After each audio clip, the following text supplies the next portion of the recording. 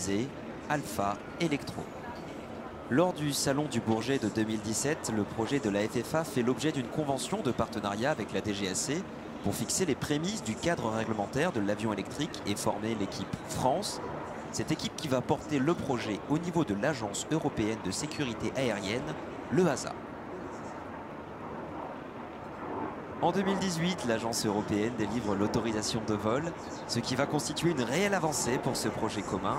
FFA, Fédération Française Aéronautique, et DGAC, Direction Générale de l'Aviation Civile. Je vous invite à tourner votre regard sur la gauche et surtout à écouter le bruit du silence.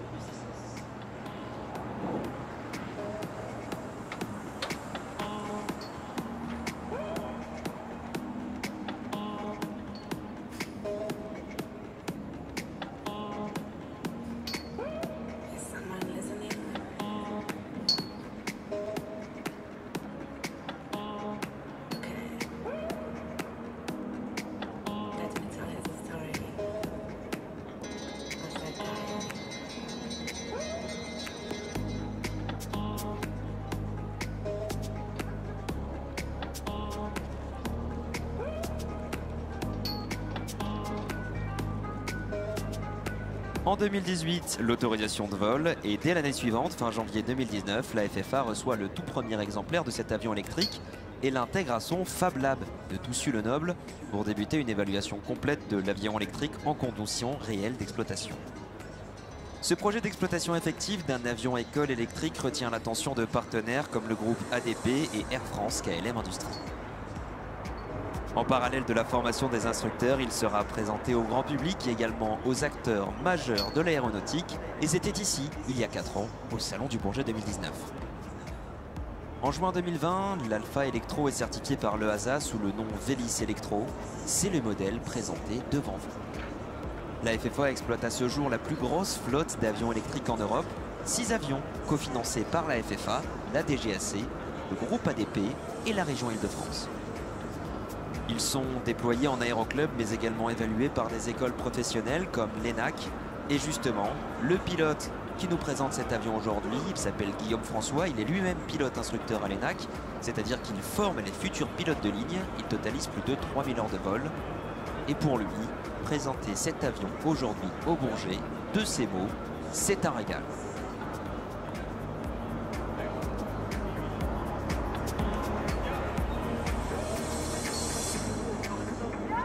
Alors aujourd'hui, ce sont 30 Vélis qui sont immatriculés en France sur les 100 fabriqués par Pipistrel.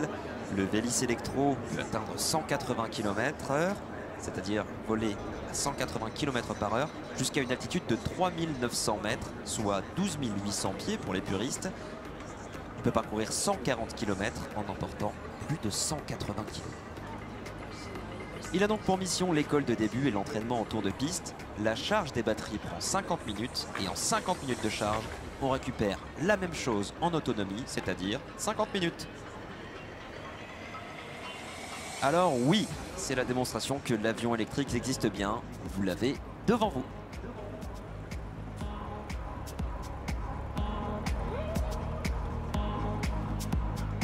Je vous parlais à l'instant d'un certain plaisir de pilotage, même au plus bas régime. Les variations de puissance sont très linéaires, sans à-coups, évidemment, c'est d'électrique. Et surtout, la faible empreinte sonore pour les riverains, c'est une vraie révolution.